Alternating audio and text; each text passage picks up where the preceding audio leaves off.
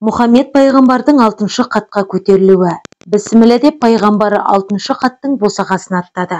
Алла бұл қатты алтынмен зейнеттепті. Тіл жеткісіз әдемі, көз жеткісіз ғаламат, ой жеткісіз тамаша. Бұл қатта да қаптаған періште пайғамбарды қуана қарсы алды. Жәбірейіл, адамзаттың несібе ризығы осыдан таралады, оған Мәкәйіл періште жауапты деді. Пайғамбар бұл қатта 4 қыры бар, 4 жүзі бар ерекше періштені көрді. Оның бір жүзінде адамның, екіншісінде аңның, үшіншісінде құстың, төртіншісінде балықтың бейнесі бар екен. Жәбірейіл сонда бұл періштенің есімі Ризаил. Тәңірден жердегі тіршіліктің нәпақасын тілейді. Дұғасының шарапатынан 4 түрлі мақұлықтың ризықтары жетіп отырады деді. Пайғамбар онымен сәлемдесіп жүздесті. Бұл қатта жүргенде пайғамбар өртеніп кеткен сұрықсыз бақты көрді. Ішінде бір періште отыр екен. Оның аузынан, мұрнынан, құлағынан, көзінен, тіпті барлық дене мүшесінен от жалын шарпып тұрды. Қасына жақындау мүмкін емес. Оттың ыстығы өте жоғары. Пайғамбар онымен тілдескісі келді. Сонда Жәбірейіл: "Ей Мұхаммед, Ықылас сүресін 3 мәрте оқы, сонда от денеңе дарымайды" деді. Пайғамбар Ықылас сүресін оқып еді. Лаулаған от Құдайдың құдіретіне салқын самал болып есті. Жәбірейіл сонда: "Бұл тозаққа жауапты Мәлік деген періште." Пайғамбар оның жаратылысына таңданып тұрып: "Алла сені қандай заттан жаратты?" деп сұрады. Сонда ол: "Алла мені өзінің қаһар отынан жаратты" деді. "Сенің түсің өте суық, қаһарлы, қабағың қатулы екен, неліктен?" деді. Сонда періште: "Күн сайын тозаққа адамдар тобымен келіп түседі, олардың шыңғырған даусын естігенде жаным қиналады, соған налимын" деді. Пайғамбар сонда: "Сенің жайма шуақ отыратын кезің бола ма?" деді. "Менің шырайым бейсенбі жұма күндері ашылады. Сол күні тозақтар жабылып, жәннат есіктері ашылады. Сол кезде ғана қуанып, көңілді отырам. Бұл жерде не істеп отырсың? Тамық отын қыздырып отырмын. Тозақ қай кезде пайда болды?" Әблістің бойына тәкаппарлық ұя салғаннан бастап, тозақтың оты маздап жана бастады. Кімнің кеудесінде тәкаппарлық тамыр жайса, сол адам тозақтың отыны болады. Сонда пайғамбар: "Тозақ отының сөнетін кезі бола ма?" деді. Періште: "Адамдар тәкаппарлықтан құтылуға тырысса, тозақтың да оты өшіп, жалыны бәсеңдейді. Ал біреумен бақталас болып, күншілдік дертіне шалдықса, тозақ оты лаулап жанады." Сонда пайғамбар: "Тозақтың әсілі не?" деді. Періште болса: "Қайғы тозақтың тоңы, ашу ыза тозақтың оты, ауру дерт тозақтың азабы, имансыздық тозақтың жолы, күнә тозақтың тамыздығы, арсыздық тозақтың көлігі, маскүнемдік тозақтың кілті, соғыс тозақтың ошағы, ғайбат тозақтың тілі, қиянат тозақтың қақпасы, опасыздық тозақтың жалыны, зина тозақтың серігі, шайтан тозақтың туысы, тәкаппарлық тозақтың тұғыры, берекесіздік тозақтың тұрағы, қайырымсыздық тозақтың арқауы, күншілдік тозақтың торы, ұрлық тозақтың терезесі, парақорлық тозақтың босағасы, жауыздық тозақтың табалдырығы, арамзалық тозақтың көпірі, күпірлік тозақтың көзі, өсек тозақтың құлағы, қарғыс тозақтың аузы, жамандық тозақтың аяғы, надандық тозақтың қолы" деді. Ең қауіптісі осы надандық. Надандық жайлағанда тозақтың барлық сипаты тіріле бастайды деді де Мәлік періште сөзін жалғап: "Үмбетіңе айт, бір-біріне мейірімді болсын, бұл жәннаттың жолы.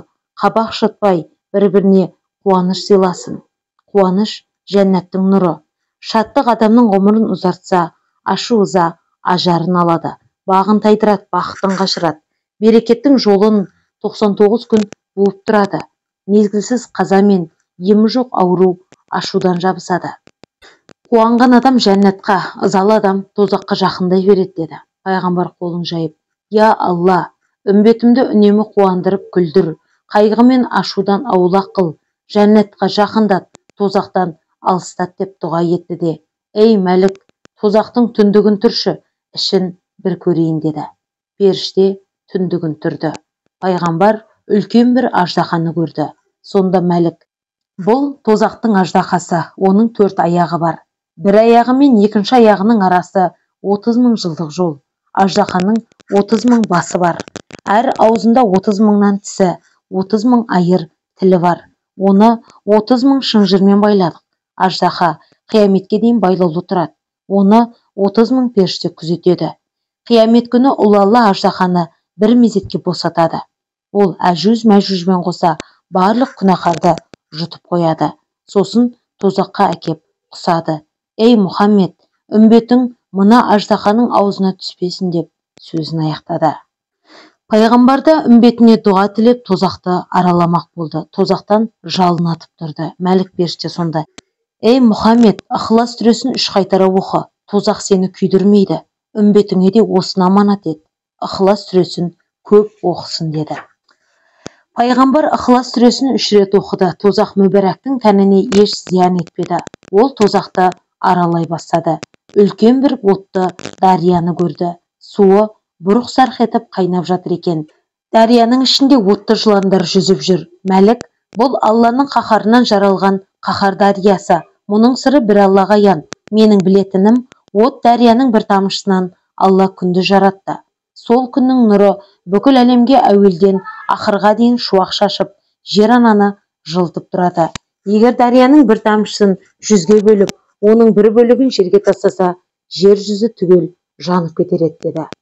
Пайғамбар басын шайқап, Алланың құдіретіне таңғалды. Bir кезде құлындай шыңғырған дауыс естілді. Дауыс шыққан жаққа қараса, дарияның ортасында аяғы көктен салбыраған 2 мақлұқ тұр. Мәлік періште: бұл Әбілет пен Тәбілет. Алла әуелде жер бетінде бұл екеуін жіберген. Олар Алланың тыйымын ұмытып, некесіз қосылды. Одан тексіз Әбіліс туды. Бұл екеуі Алланың қаһарына ұшырады. Қияметке дейін осылай салбырап тұрады. Мақшарда адам баласы бұл екеуін көрмей жұмаққа да тозаққа да кірмейді деді. Дарияның бетінде жүзіп жүрген алып айдаһарлар оларды тістеп шайнап жатыр. Шайнаған сайын олардың жаны көзіне көрініп қиналады. Bir кезде дарияның іштен беймәлім құстар ұшып шығып, екеуінің табандарын шұқыды. Әбілет пен Тәбілет жанын қоярға жер таппай тыпырши берді. Ұзақ қарап тұруға пайғамбардың да дәті шыдамады. Олардың шыңғырған дауысын естіп, денесі түршігіп кетті. Мәлік періште: бұлар қиналғаннан шыңғырып жатқан жоқ Мұхаммед. Бұлардың өзегін өртегені өкініш. Бұлар бізді көргенде өкініші өзекке түсіп шыңғырады. Олар да бір кезде бізбен қатар жүріп еді. Қияметте адам баласы жаны қиналғанын емес, өзге адамдардың жұмаққа бара жатқанын көріп, өкініштен өкіреді. Пайғамбар екеуінің қиын жайын көріп көзіне жас алды да: менің үмбетімде қияметте осылай азапталама деп сұрады. Мәлік періште: әлбетте, тамұқтың дариясына түспеу үшін үмбетің зинадан тыйылсын. Кім зинадан тыйылмаса, махшарда Әбілет пен Тәбілеттің қауымынан болады. Бұдан да ауыр азап тартады деді. Сонда пайғамбар: я Алла, үмбетімді бұл дарияға тастама деді. Пайғамбар дариядан өтіп еді. Алдынан жарты денелі адамдар шықты. Ерлердің сол жағы, әйелдердің оң жақ бөлігі жоқ. Бір аяқпен секектеп жүр. Оларды көк түсті періштелер оттан өрілген қамшымен сабап қуалап жүр. Жалғыз аяқпен тұра алмай шоқтың үстіне құлап жатыр. Құлаған сайын денесі шоққа шыжғырылып шыңғыра берді. Мәлік періште пайғамбарға: бұлар сүйіп қосылған ерлі зайыптылар. Алла оларға бақыт сыйлап ала берді. Бірақ бұлар адал некені талақ етіп, бейгүнә сәбиді жетім қылды.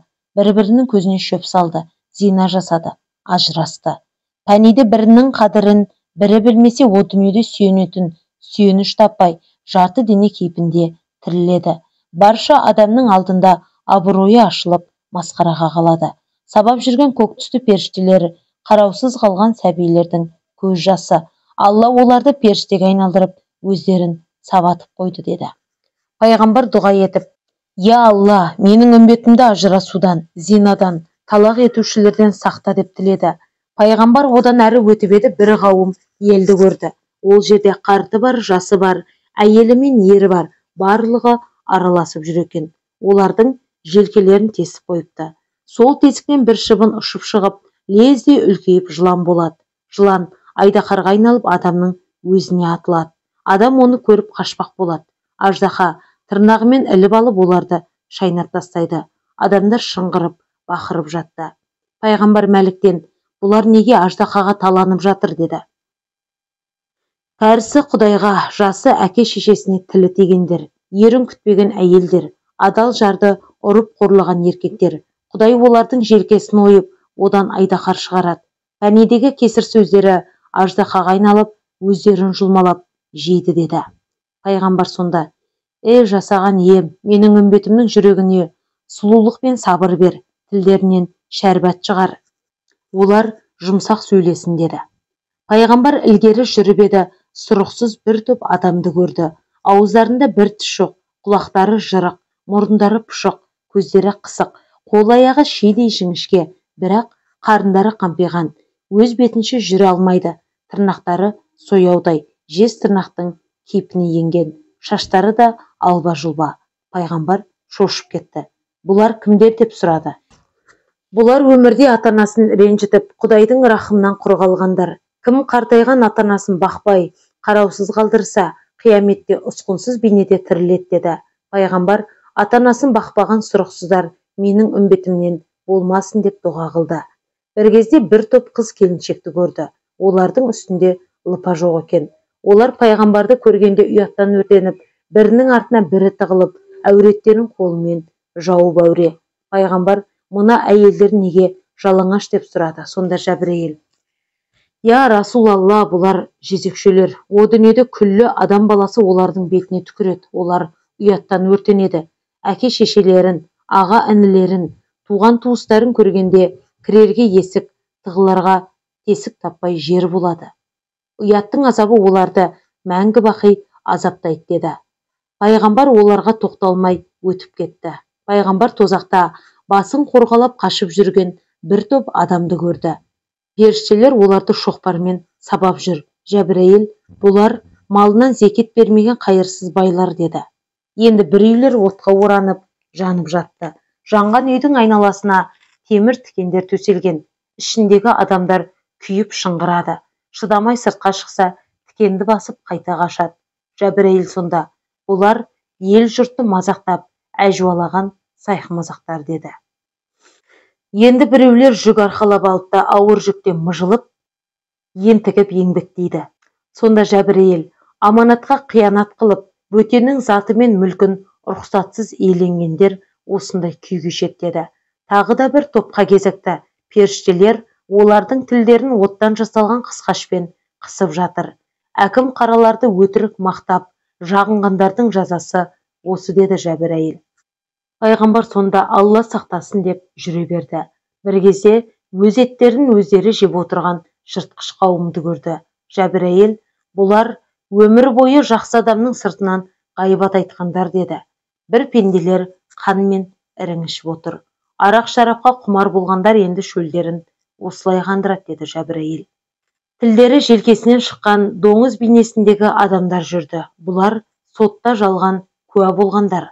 Тірісінде ағайын туыс, дос жақындарының сойылын сойып, сотта жалған куәлік берген. Ақшаға сатылып жазықсыз кісілерді соттауға жәрдем берген жауыздар деді періште. Тағы бір адамдарға қараса аяқтарына бұғау салыныпты. Бұлар парақорлар.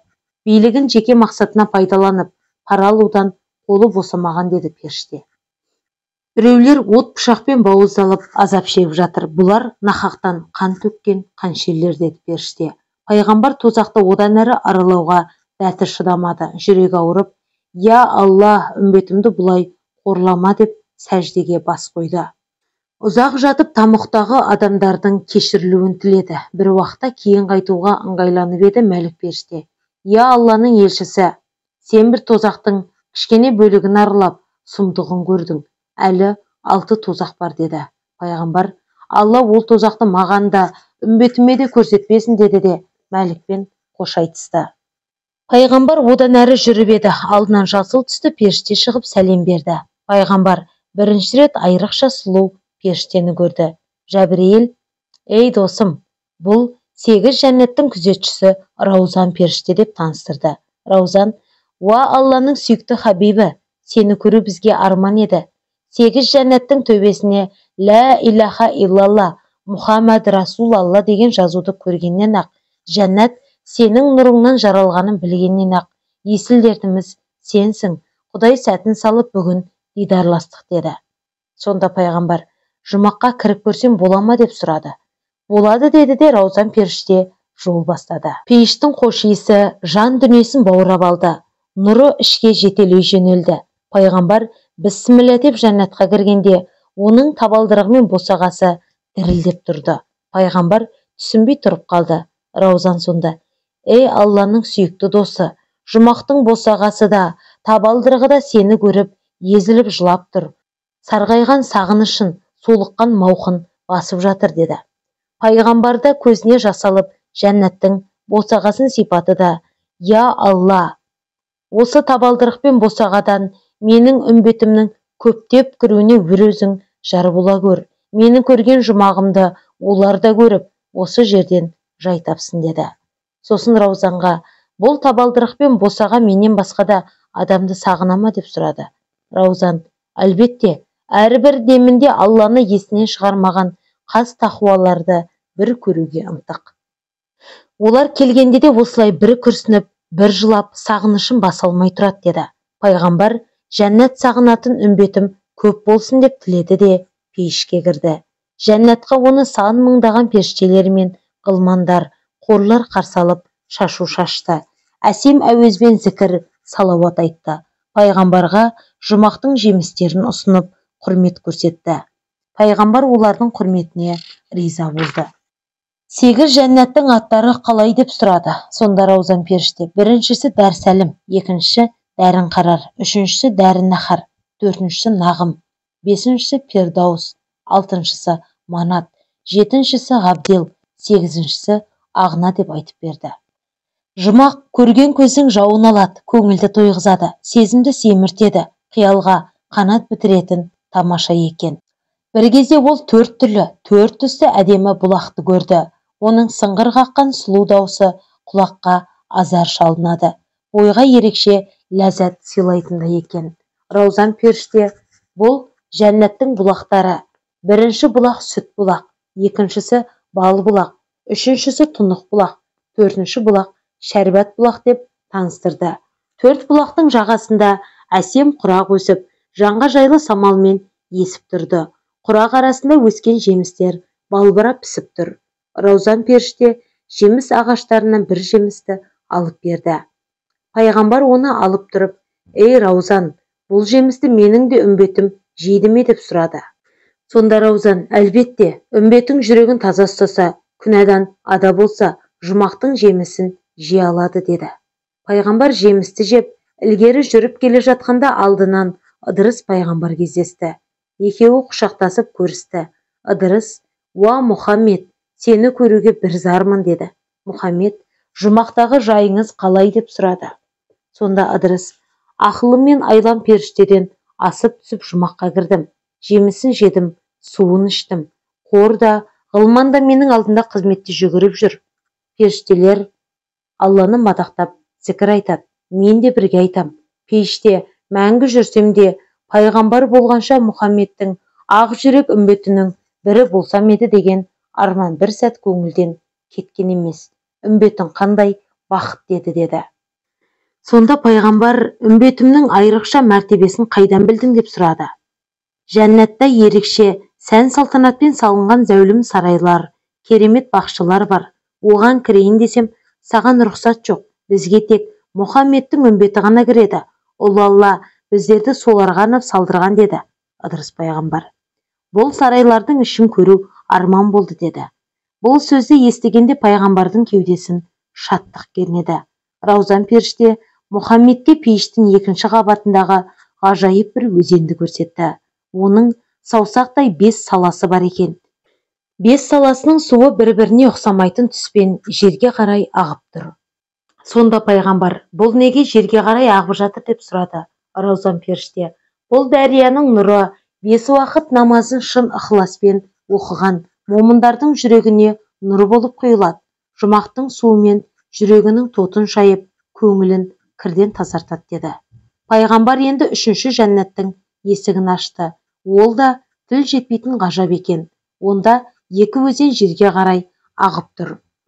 Сонда Раузан періште: бұл Алланың рахым нұры. Оның нұры ораза ұстап, малынан зекет берген жомарттың кеудесіне барып құйылады деді.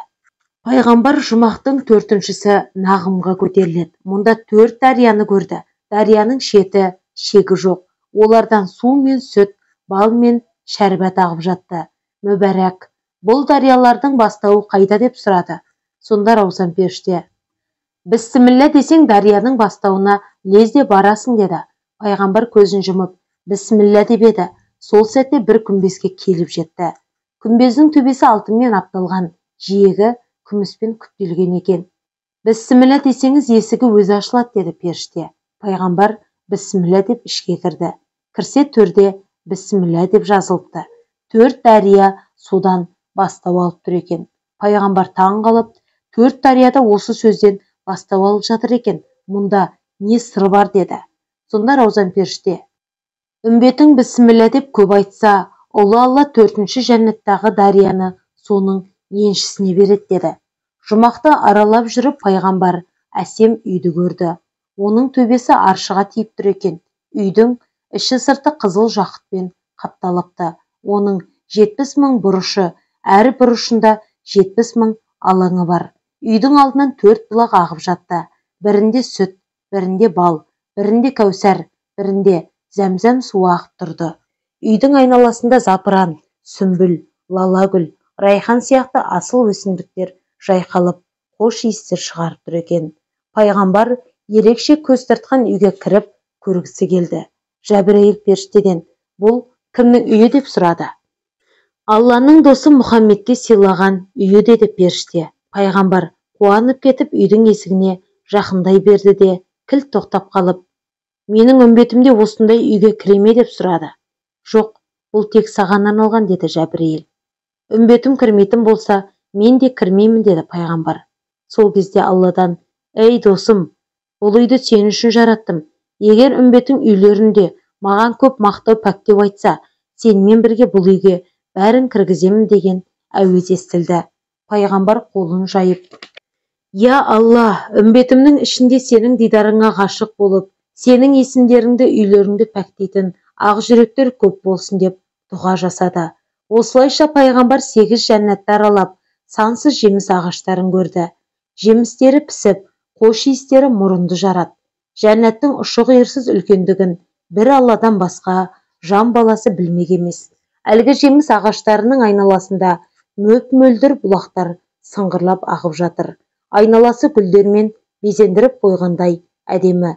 Саялы бақ, сайран сарай, алтын тақталы жол, жемісі мол, керімсал, керемет дүние. Пайғамбар: менің үмбетім өмір сүретін дүнияда дәл осындай жәннатты мекен бар мекен деп ойлады.